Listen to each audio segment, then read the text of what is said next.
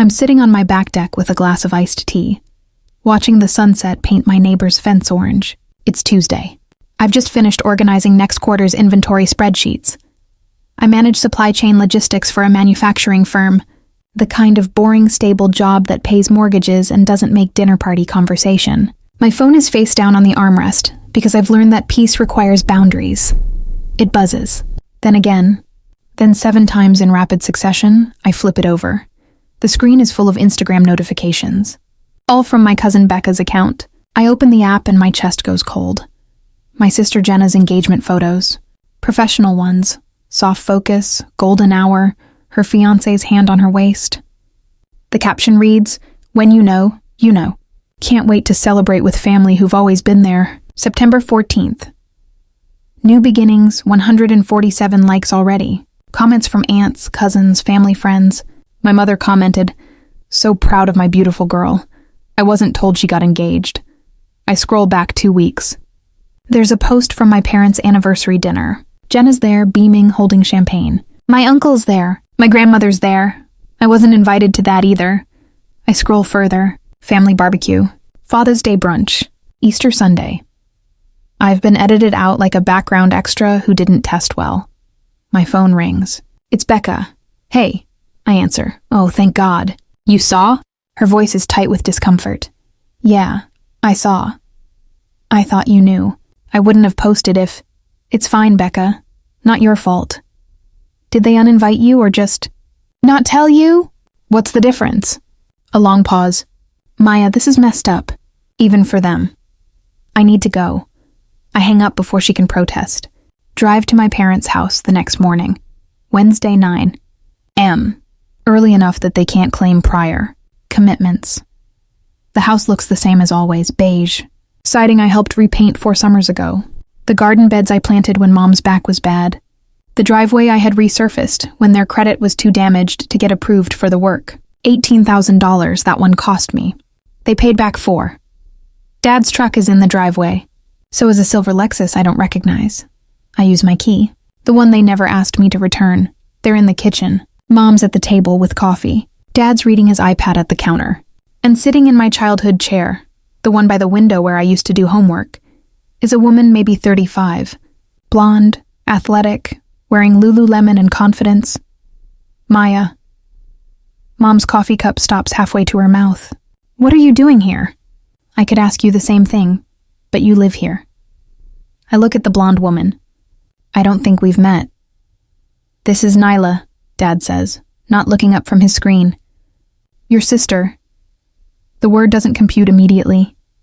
Sister. I have one sister, Jenna, who's 27 and apparently engaged. Half-sister, Nyla corrects, smiling warmly like we're old friends catching up. "From your dad's first marriage. I just reconnected with everyone a few months ago." First marriage, the one he never talked about. The one I learned about from a legal document when I co-signed their mortgage refinance 7 years ago.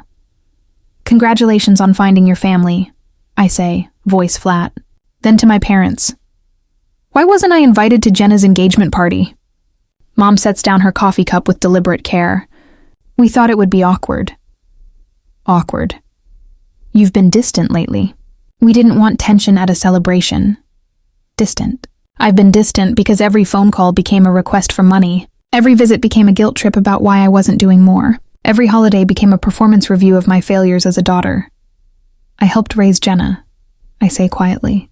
"I babysat her every weekend for 3 years when you both worked doubles. I paid for her college application fees. I co-signed her first apartment lease. And we appreciated that," Dad says, still not looking at me. "But Nyla's been very helpful lately. She understands family loyalty. The way he says it, family loyalty, like I'm the one who's failed some test. What does that mean?" Nyla shifts in her chair. "I've been helping them with some financial planning. Estate stuff. Your parents deserve to enjoy their retirement without stress." Estate stuff. The words land like dropped concrete. "You redid the will." I don't ask it. I state it. Mom looks at her hands. Dad finally glances up, his face carefully neutral. "We updated our estate plan, yes. Nyla helped us understand our options. It's our right to distribute our assets how we see fit. After I paid $18,000 to fix your driveway. After I paid $22,000 to catch up your mortgage when you were 3 months behind. After I gave you $11,000 for the medical bills when Dad had his kidney stones.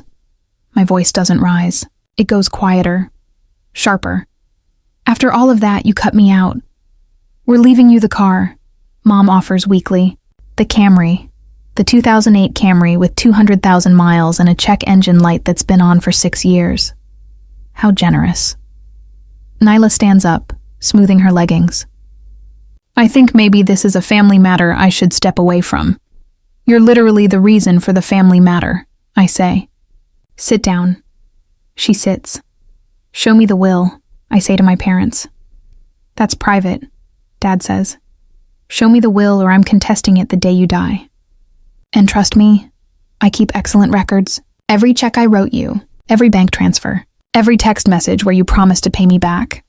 I pull out my phone. I've documented everything for 7 years. For taxes, for my own peace of mind, because some part of me always knew you'd do something like this. The kitchen goes silent except for the hum of the refrigerator. Dad pulls out his phone, opens his email, and forwards me a PDF. I open it. Standing right there in their kitchen. The will leaves the house to Jenna. The savings accounts to Nyla. The investment portfolio to Nyla. The life insurance payout to Nyla. The car, the goddamn Camry, to me. But there's more. Nyla is listed as the executor. Nyla has power of attorney. Nyla is the trustee of their living trust. When did you sign this? I ask. 3 months ago, Mom says. 3 months. Right around when Nyla appeared. And the house? I look at the document closer. You refinanced again. Nyla helped us get a better rate. You refinanced and took out equity. How much? Silence. How much? $160,000, Nyla says calmly. They needed it for repairs and retirement expenses. I think about the new Lexus in the driveway. The designer athleisure, the confidence of someone who's just secured their future. Where's the money now? That's not your concern, Dad says. I leave without another word. Get in my car, drive 3 blocks, pull over, and call my best friend from college, Simone, who works in estate law. I need you to tell me if what I'm thinking is legal, I say when she answers. Good morning to you too. I explain everything.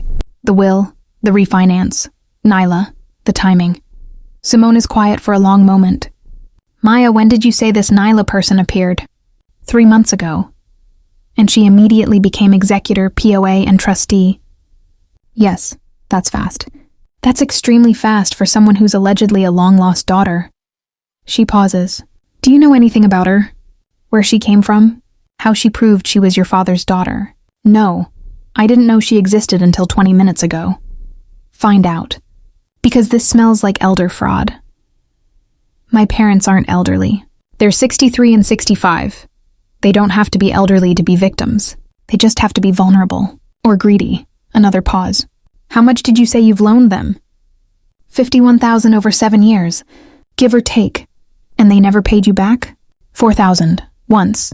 Maya, I think your parents just sold you out. But I also think this Nyla person might be running a scam. Let me make some calls. I spend the next 2 days doing what I do best. Organizing information. I pull every bank statement showing transfers to my parents. Every check, every Venmo, every text message where they asked for help and promised repayment. I request a copy of the property deed from the county records office. Costs $12. They email it within an hour. The refinance went through 6 weeks ago. The mortgage is now $320,000 on a house worth maybe $400,000. They pulled out equity and someone got paid. I run a background check on Nyla Richardson. That's the last name she gave. Cost $40. Takes 10 minutes. She's not my father's daughter. She's a paralegal from Nevada with 2 previous addresses in Arizona and 1 in New Mexico. She has no connection to my father's first marriage because my father's first marriage produced no children. I know this because I've seen the divorce decree. It was in the documents when I co-signed their mortgage 7 years ago. Nyla Richardson is a con artist, and my parents are either victims or co-conspirators. Simone calls back Friday afternoon. Your parents' bank accounts, she says without preamble. Do you have access? I used to, when I was helping them manage bills 5 years ago. They never removed me. Check them, now. I log in. My access still works. The checking account has $1,100. The savings has $43. But there's a transfer history that makes my stomach drop. $160,000 deposited from the refinance 6 weeks ago. Then transferred out in chunks over 3 weeks. $20,000 to Jenna. $20,000 to an account labeled Nyla Richardson. $30,000 to an investment account in my parents' names. $50,000 to an LLC called Ridgewood Properties. The remaining $40,000 disappeared in small transfers. $5,000 here, $3,000 there, to accounts I don't recognize. I screenshot everything. I call the title company that handled the refinance, ask to speak with the loan officer, explain I'm a family member concerned about elder fraud. The loan officer, his name is Derek, is sympathetic but cautious. I can't give you specific information without authorization. Was the loan application filed with accurate information about the borrower's financial situation? A pause. I really can't. Did they claim income from a business called Ridgewood Properties? Longer pause. Look, I'm not saying anything officially. But if you're concerned about fraud, you should contact an attorney and possibly the state attorney general's office. That's all I can say. He hangs up. I sit in my car in the parking lot of the title company and piece it. Together, Nyla created an LLC. My parents refinanced the house using false income from that LLC. They pulled out equity. Nyla took her cut. Jenna took her cut. The rest disappeared into investments that probably don't exist. And when my parents die, which they've made clear they want to happen sooner rather than later based on how much they're drinking and smoking, Nyla gets whatever's left. The house with a massive mortgage, the empty accounts, the life insurance payout. Jenna gets a house she'll probably lose to foreclosure within 2 years. And I get a 2008 Camry. I text Jenna. We need to talk. It's about Mom and Dad. She responds 3 hours later. Not interested in drama. It's not drama. It's fraud. Nyla isn't Dad's daughter. The typing indicator appears and disappears 4 times. Finally, you're jealous. That's pathetic. I send her the background check, the property records, the bank statement screenshots. She doesn't respond.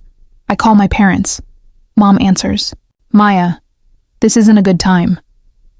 When's a good time to discuss the fact that Nyla Richardson isn't Dad's daughter and you just refinanced your house to fund her con? Silence. I have the background check. I have the bank records. I have the property records. I have everything. My voice is steady, calm. So you're going to tell me exactly what's happening? Or I'm filing a fraud report with the state attorney general Monday morning. You wouldn't. Watch me. Dad takes the phone. His voice is defensive, angry. We don't owe you an explanation. You owe me $51,000. I have receipts. I have text messages. I have checks. You want to make this legal? We can make this legal. That was a gift. You promised to pay it back. In writing. Multiple times. That makes it a loan, and I've kept every single promise you made. I'm sitting at my dining room table now, surrounded by printed bank statements and legal pads. So here's what's going to happen. You're going to tell me the truth about Nyla. You're going to show me where that refinance money went. And you're going to explain why you thought cutting me out of your will was appropriate after I've bankrolled your life for 7 years. We wanted to help Nyla get on her feet. Nyla's a con artist. Dad, she's not your daughter. She found you somehow, probably through public records or social media, identified you as Mark's, and convinced you she was your long-lost child. And you believed her because you wanted to, because she was shiny and new and didn't ask difficult questions about your finances. That's not... I'm filing the fraud report Monday. You have the weekend to decide if you want to cooperate or become part of the investigation. I hang up. Sunday morning, my phone explodes. Jenna has posted on Facebook a long, rambling screed about how I'm tearing the family apart, how I'm jealous of Nyla's success, how I've always been the black sheep who couldn't handle anyone else being happy. The comments are mixed. Some of our relatives agree with her. Others ask reasonable questions like, wait, who's Nyla? And what success? I don't respond to the post. Instead, I post my own. A simple statement. If you loaned money to family members who promised to repay you and didn't, would Would you forgive the debt? Asking for a friend. Also, be careful of people who appear out of nowhere claiming family connections. They're not always who they say they are. I don't name anyone. I don't tag anyone. I don't provide context. But 3 hours later, my Aunt Carol, my mother's sister, calls. What's going on with your parents and this Nyla person? I tell her. Everything. She's quiet for a long time. Then, your mother asked me for money last month. $20,000. Said it was for medical expenses. I said no because I thought she was gambling again. Again? She didn't tell you? She went through a gambling phase 6 years ago. Lost about $30,000 before your dad caught her. I thought she'd gotten help. Puzzle pieces click into place. The missing money. The desperate refinance. The willingness to believe Nyla's story. My parents aren't victims. They're co-conspirators. They found someone to help them access their home equity. Someone who'd take a cut and disappear, leaving them with cash and plausible deniability. And they tried to cut me out because I'd ask questions. Monday morning, I'm sitting in Simone's office when her assistant brings in a visitor. It's Nyla. She's not wearing Lululemon today. She's wearing business casual and carrying a leather portfolio. She sits down across from us without being invited. I got your message, she says to Simona. I'm here to cooperate. Simone and I exchange glances. Cooperate how? Simone asks. I'm not who they think I am, but I'm also not who you think I am. Nyla opens her portfolio. I'm a private investigator. I was hired by your father's first wife to locate assets he hid during their divorce 40 years ago. The room tilts slightly. My father's first wife. I repeat slowly. Margaret Chen. She hired me 8 months ago. Your father convinced her to sign over property during their divorce, promising he'd sell it and split the proceeds. He never did. She's been looking for that property for decades. Nyla slides documents across the desk. I found it. It's the land your parents' house sits on. The deed should have been split. It wasn't. I look at the documents. Property records from 1985. A handwritten agreement signed by my father and Margaret Chen. A deed that shows only my father's name. Margaret is 73 now. Nyla continues. She's been trying to recover what's owed to her for 40 years. I posed as your father's daughter to get close to the situation, to access financial records, to build a case. That's illegal, Simone says sharply. It's creative, and it worked. Nyla pulls out more documents. Your parents took the bait. They gave me power of attorney. They showed me their accounts. They gave me access to everything, and I documented it all, including the mortgage fraud they committed when they claimed false income to get that refinance. Why are you telling us this? Because I'm not interested in destroying you. You're collateral damage. I need your parents to settle with Margaret. She's owed approximately $280,000 at this point, adjusted for inflation and interest. I need them to cooperate, and I need you to not file a fraud report that will complicate my case. I lean back in my chair. What's in it for me? I have records of every loan you made to your parents. I have their promises to repay. I documented everything when I accessed their accounts. You'll get your $51,000 back. It'll come out of the settlement Margaret receives. And my parents? We'll lose the house. It'll be sold to pay the settlement. But they won't face criminal charges if they cooperate. If they don't, she shrugs. Well, mortgage fraud is federal. And I have all the evidence. I look at Simone. She looks at me. What do you think? I ask. I think this is the weirdest case I've ever seen, Simone says. But if she has documentation, and if Margaret Chen has a legitimate claim, then your parents have bigger problems than you filing a complaint about elder fraud. Nyla smiles slightly. I'm not asking you to forgive them. I'm asking you to let me handle it. You'll get your money back. Margaret will get what she's owed. Your parents will face consequences. Everyone wins except the people who deserve to lose. I think about it for exactly 30 seconds. Deal. But I want it in writing. Nyla pulls out a pre-drafted agreement. Of course she does. I sign it. So does Simone as witness. One question, I say, as Nyla packs up her portfolio. Did my parents know you were investigating them? Not at first. But your mother figured it out about 2 weeks ago. That's why she ramped up the will changes, the account transfers, everything. She was trying to move assets before I could freeze them. But she didn't tell my father. She told him I was the daughter he'd always wanted, that I understood family loyalty, that I'd help them secure their retirement, Nyla stands. She played him the same way I played her. The difference is I'm getting paid to do it. She leaves. I sit in Simone's office for a long time. Processing. Your family is complicated, Simone finally says. That's an understatement. 6 months later, the house sold for $390,000. After the mortgage payoff, the settlement to Margaret Chen, the legal fees, and the repayment to me, my parents netted about $12,000. They moved into a rental apartment in a cheaper part of town. Dad drives for Uber now. Mom works at a grocery store. Jenna isn't speaking to me. She blames me for destroying the family, even though I literally just sat back and let justice happen. She received $20,000 from the refinance and spent it on her wedding. The wedding I wasn't invited to. I heard it was beautiful. Margaret Chen sent me a thank you card, handwritten. She said she'd given up hope of ever recovering what was owed to her, that she'd spent 40 years wondering if she'd imagined the agreement, if she'd made a mistake trusting my father. You gave me my dignity back, she wrote. Thank you for not standing in the way. I keep the card on my refrigerator. My parents tried to reconcile once. They showed up at my apartment unannounced, just like the old days. We made mistakes, Mom said at my doorway, but we're still your parents.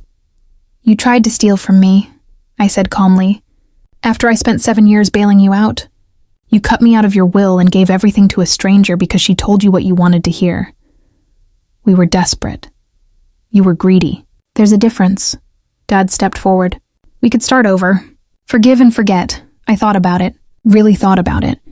About the $18,000 for their driveway, the $22,000 for their mortgage, the $11,000 for medical bills, the years of being the responsible one, the reliable one, the one who showed up when everyone else walked away, about Margaret Chen, who spent 40 years trying to recover what was stolen from her, about Nyla, who'd built an entire identity to expose their fraud, about justice and consequences, and whether forgiveness should be automatic just because someone shares your DNA.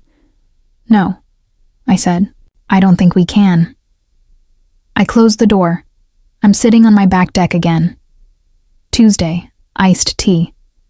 Sunset painting the fence orange. My phone buzzes. It's a notification from LinkedIn, someone from my industry wanting to connect. I accept it. Because professional relationships are built on mutual benefit and clear expectations, not guilt, not obligation, not blood. I learned something these past 6 months. Family isn't about who shows up at holidays with casserole dishes and forced smiles. It's about who shows up when things are hard and stays anyway. It's about who keeps promises, who honors trust, who sees you as a person, not a resource. By that definition, my family is small. Simone, Becca, Aunt Carol, who called every week to check on me. A few cousins who reached out privately to say they understood. They'd been there. They knew what it was like. The rest, they're relatives, biology, shared history, but they're not family. I got a new job last month, director of operations at a tech startup. Better pay, equity stake. The kind of position that values foresight and preparation. The exact qualities my parents called paranoia. I'm dating someone. Her name is Adrienne. She's a civil engineer. She doesn't talk to her father. She understands boundaries. We're taking it slow. Sometimes people ask if I regret how things ended with my parents, if I wish I'd handled it differently. If I feel guilty, I think about waking up to those Instagram notifications, about discovering I'd been erased from family events like I'd never existed, about sitting in their kitchen while they handed everything to a stranger and gave me a car worth less than 1 month's loan repayment. I think about the will, the refinance, the lies, and I think about Margaret Chen, who waited 40 years for justice. No, I tell them, I don't regret it. Sometimes the softest revenge isn't revenge at all. It's just stepping aside and letting people face the consequences of their own choices. My parents made their decisions. They chose greed over integrity. They chose a con artist over their daughter. They chose short-term gain over long-term relationships, and they got exactly what they earned. I didn't destroy my family. They did that themselves. I just refused to clean up the mess. There's a difference. So here's my question for you. Have you ever been erased by family? Have you ever been the responsible one who gave everything, only to be discarded the moment you set a boundary? Tell me in the comments. I read them all, and if you want more stories about family betrayal, justice, and learning to walk away, hit that subscribe button. Because trust me, this isn't the only time I've had to choose myself over blood. Next time, I'll tell you about my ex-husband who tried to claim my business in the divorce. Spoiler alert, he lost. See you then.